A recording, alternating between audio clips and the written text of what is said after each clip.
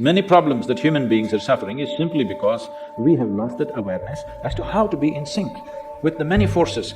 If you become in rhythm with life, you will also wake up somewhere after 3 a.m.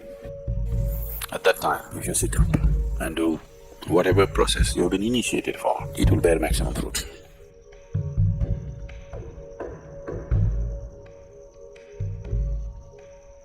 In the way the planet is spinning and what is happening, something very fundamental changes somewhere between 3:20 to 3:40. This is called Brahma Muhurtam. This is relevant only up to 33 degrees latitude. Your system, human system, functions in a certain way. It is a possibility. So, there has been an awareness about making use of this possibility.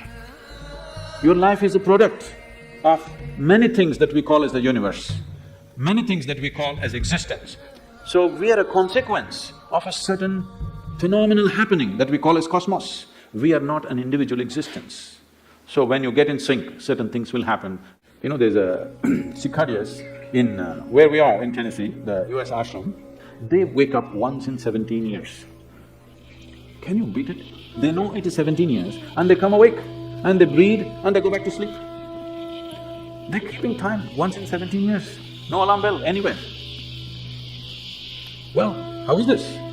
I'm saying they're in sync with nature. We have lost sync within nature and we think that is our nature. No. All the many ailments, many problems that human beings are suffering is simply because we have lost that awareness as to how to be in sync with the many forces which are making us who we are.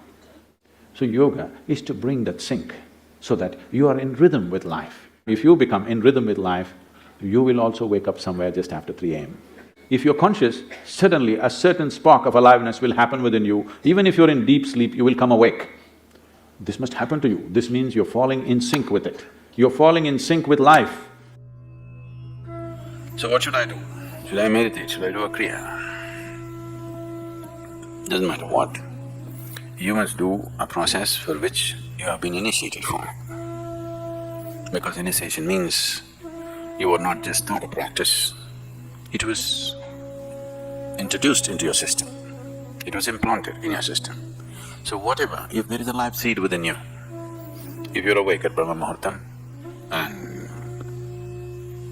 sit for whatever that practice is, it bears maximum fruit because of the way the planet is behaving in relation to your system. If you become aware in a certain way, a certain level of awareness is achieved within you, you will simply know when the time is. If you go to bed at the right time, you don't have to look at your watch. You will always know when it is 3:40, because the body will behave in a different way. At that time, if you sit up and do whatever process you have been initiated for, not what you picked up from a book, it will bear maximum fruit. The seed will get the necessary support at that time for it to sprout or spurt up more rapidly than at other times. This is only for the initiated. If you're not initiated, you're a book yogi, then 3:40, 6:40, 7:40, not so much of a difference. Sandhya kalas are more important for such people.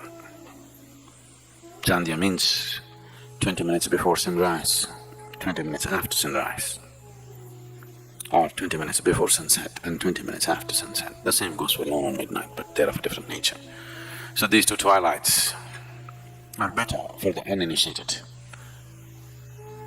3:40 is good for those who've been powerfully initiated.